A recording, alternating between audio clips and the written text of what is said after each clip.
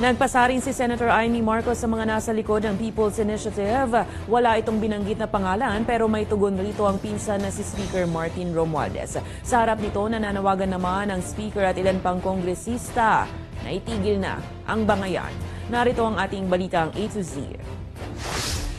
Ang sino man magsabi na walang paki ang Senado sa usaping ito, isa lang ang masasabi ko, walang gamot sa kakapalan ng mukha mo.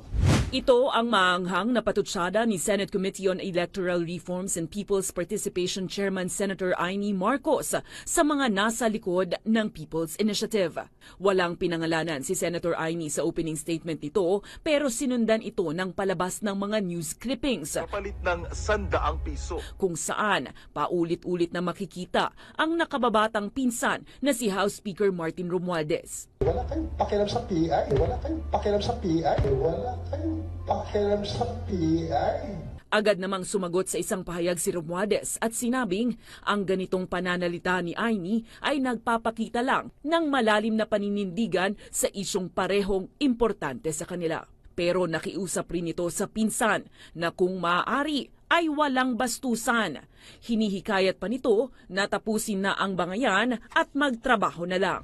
Samantala, rumesbak naman sa hiwalay na presko ng ilang kaalyado ni Romualdez. Si House Deputy Speaker at Quezon 2nd District Representative David J.J. Suarez, tinawag ang pagdinig ng Senado na isa ng perya.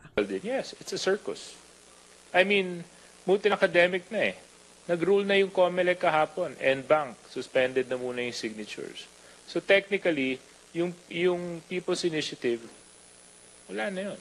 Agad ring itinanggi ni Suarez ang aligasyong inatasan sila ng liderato ng Kamara na suportahan ng PI. Walang utos po sa amin.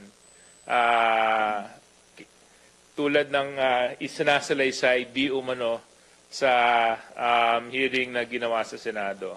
So, I don't know. I think that's some make-believe story that they're trying to create, no?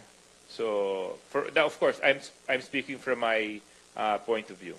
Masama ba na suportahan namin yung initiative ng taong bayan na gusto nilang more information about People's Initiative? It is our duty. At kung talagang tulad nila sa Kamara ay seryoso ang mataas na kapulungan na maamyendahan ng saligang batas, panawagan ng mga kongresista.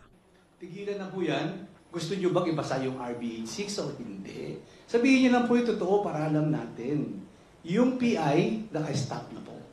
Kaya kung pwede po, itigilan natin to. Puro yung pamimili ng signature ang pinag-discuss nila sa Senado.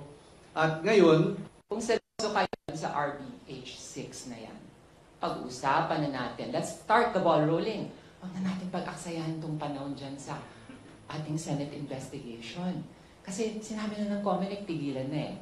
So, magtrabaho na tayo.